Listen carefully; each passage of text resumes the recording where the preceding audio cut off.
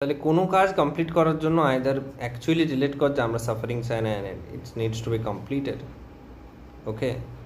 Or analogy দিবি যে ভাই ইউনো মেক করেছে, বাট বৃষ্টি হতে পারে কি হবে না এর তো কোনো গ্যারেন্টি নেই, মানে কোনো ইনফরমেশন নেই।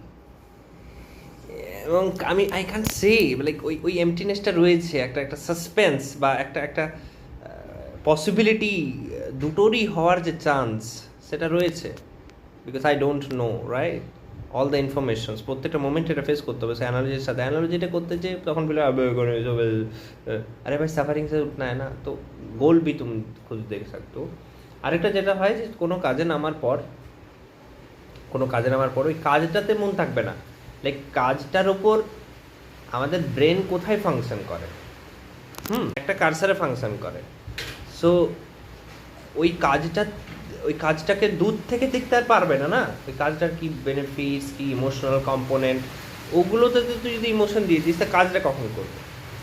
সো আমার মনে হয় যখন কোনো মানে হোলনেসের ব্যাপার থাকছে না, অর্থাৎ তুমি যখন এটা ফিল করছো না যে অপ্রতিম নেই বা এইসব কিছু, লাইক আপার রিলেশনের নয়, মানে অ্যাকচুয়ালি কোনো কাজ করার চেষ্টা করছো, কোথাও একটা ফাইনিউট কাজ হবে বা গ্রস কাজও ধরে নিলাম, বড় কিছু কাটাকাটি।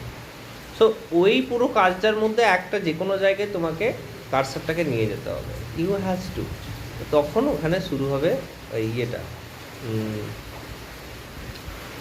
আমাদের ইমোশন বা যে হয় না যে ভেতরের যে ইম্পালস, সেটা তৈরি হওয়া শুরু হবে। হ্যাঁ না, আস্তে আস্তে আস্তে কাজটা সেরে, কারণ কারসার একটা জায়গায় থাকতে পারবে না। মেমোরি আগের ভিডিওটা দেখে নিবি, মেমোরি দিয়ে বুঝতে পারবি যে এক্স্যাক্টলি কারসারটা কাজ করে কীভাবে, মানে সেন্সেশনগুলো বা ইলেকট্রিক সিগন্যালগুলোকে প্রথম ওখানে আনতে হবে।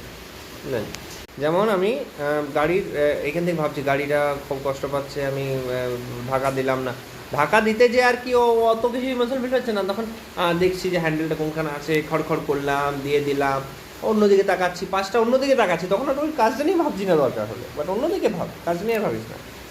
অন্য নিয়ে ভাবা দ্যাট মিনস অন্যদিকে তাকাচ্ছি, এই ছাদের দিকে ওই ছাদের দিকে একটু ঝেড়ে দিচ্ছি, মেয়েটা দেখলাম।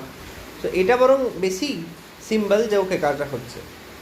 অনেক সুবিধা হয়ে যায় যদি মনে করো যে জায়গাটা শিখতে তার মেন পয়েন্টে প্রথমে যদি পৌঁছে যায়, যেখানে মানে স্ট্যাটিস্টিক্সে দেখা গেছে ওই জায়গাটা বারবার ইউজ হয়, তাহলে অনেক সুবিধা হয়ে যায়। ইউজটা কেন হয়, বিকজ ওই জায়গাতে সাফারিংটা বা ওটার প্রয়োজনীয়তা বেশি, বারবার ইউজ হয় সত্যি ওটা সাফারিং দূর করতে বা বেনিফিটস নিতে ওটা জায়গাতে লাগে। বাট হ্যাঁ, অনেক হতে পারে তোর বেনিফিটস একটু ফাঁকা জায়গাতে লাগে, তো ফাঁকা জায়গাটা কেউ দেখাবে না। যেমন এই আমাদের যে ব্রোকার, সে আগে দেখিয়ে দিয়েছিল এই জায়গাটা খুব সুন্দর, ওটা ব্যাপারটা না, তো ওখানে ইমোশনটা আগে অ্যাক্টিভেট হয়ে থাকবে। লার্নিংয়ে খুব প্রয়োজন।